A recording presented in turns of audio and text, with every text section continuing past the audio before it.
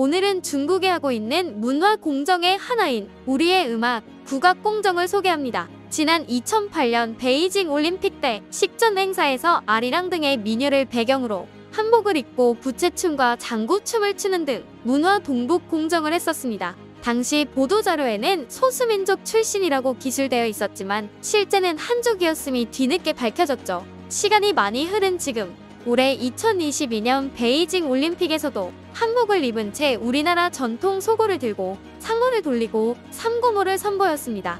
유네스코 무형유산으로 등록된 강강술래는 마치 중국 고유문화인 것처럼 방영하였습니다. 중국은 2008년 농악 중 무용을 강조해 농악모를 조선족 농악모라는 이름으로 중국 2차 국가 비물질 문화유산에 올린 뒤 이듬해 유네스코 무형문화유산에 올린 적이 있습니다.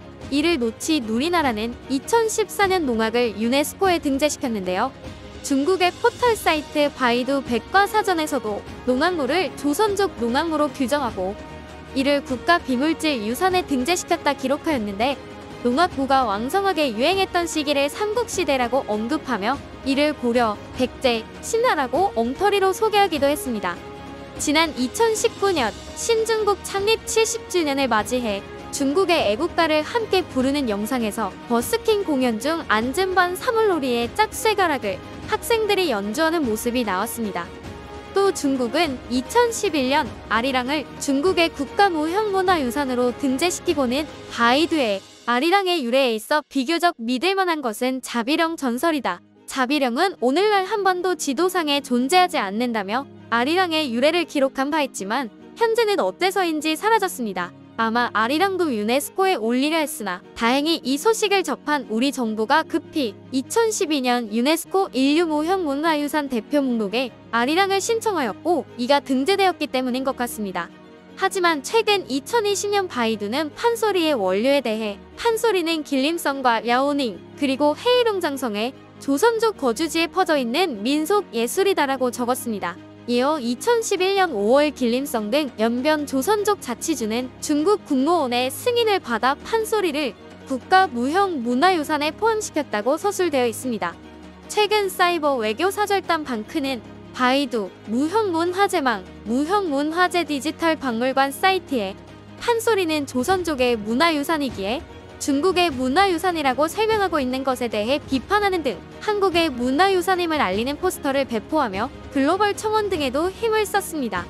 이렇듯 최근에까지 중국의 우리나라 국악 뺏기는 현재 진행 중인데요. 중국의 인기 오디션 예능 저취시가무 시즌4에서 3명의 중국인이 출연해 한복 부루마기를 입고 한국 전통 판소리인 흥보가를 배경으로 춤을 췄는데요. 이들은 공연을 끝낸 후 자신들의 춤에 대해 조선족 전통춤이라고 설명했습니다. 시즌3에선 한 팀이 조선족 춤을 선보이겠다며 한복을 입고 아리랑에 맞춰 부채춤을 췄는데 자막에 이게 바로 중국의 스트릿 댄스라 나와 논란이 된 적이 있었습니다. 프로그램에 헨리, 한경, 레이 등 한국에서 연예 활동을 했던 가수들이 대거 출연하고 있지만 한국 전통 문화에 대해 방송에서 어떤 언급도 없었다고 합니다. 그리고 중국은 우리나라 전통 음악뿐 아니라 가요 공정까지도 시도했는데요. 바로 작년에 공론화되었던 중국의 유튜브 허위 저작권 등록 사건이 있었습니다. 여러 개인이 기업이 조직적으로 유튜브 콘텐츠 아이디를 악용해 한국 가수들의 노래 저작권을 중국인 가수 및 중국의 단체로 등록시켜 저작 권료를 챙겼습니다. 사실 이러한 일은 아주 오래전부터 있어왔지만 그동안 아무도 관심을 갖지 않았다고 합니다. 그들은 허가 없이 중국어로 개사해 원곡인 것처럼 행세하였고 여기서 더욱 문제는 이를 중국 가요라고 믿고 있는 중국인들이 많다라는 것입니다.